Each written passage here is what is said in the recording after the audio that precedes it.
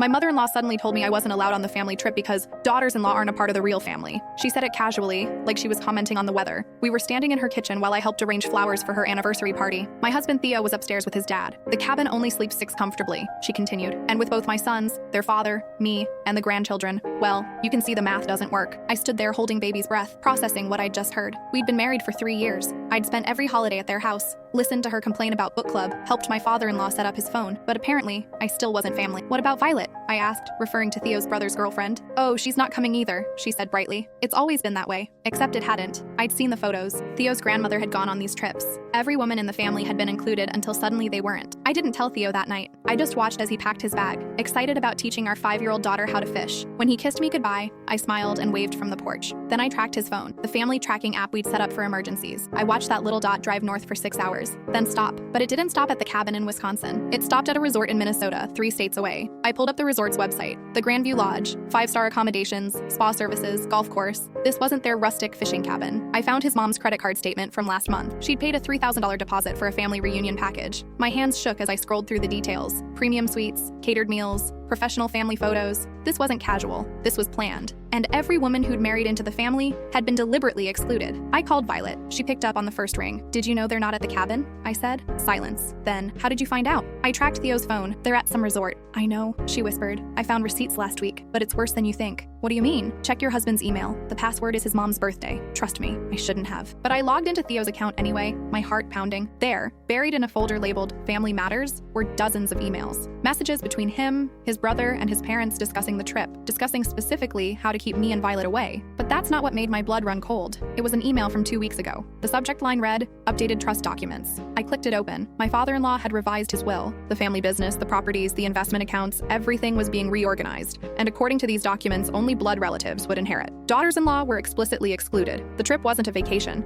It was a signing ceremony. They were having everyone sign new family trust documents that would cut me out of everything, including my own daughter's inheritance unless certain conditions were met. Conditions I hadn't agreed to. Conditions I didn't even know existed. My phone buzzed. A text from Theo. Miss you. Caught a huge base. Wish you were here. I stared at that message. At the lie. At 3 years of family dinners and holidays and me believing I belonged. I looked at our daughter's baby photos on the wall, the ones where my in-laws were holding her, claiming her as theirs while plotting to cut her out. I opened my laptop and started making calls, first to a lawyer, then to my dad, then to Violet, who answered immediately. We need to meet, I said. Right now. What are you thinking? I pulled up the trust documents again, studying every page, every clause. That's when I saw it. A single sentence buried in the legal jargon that changed everything. A loophole so massive that whoever drafted these documents had either been incompetent or deliberately sabotaged the whole thing. I'm thinking, I said slowly, that they just made the biggest mistake of their lives. I couldn't fit what happens next in this short video. Watch the rest down below.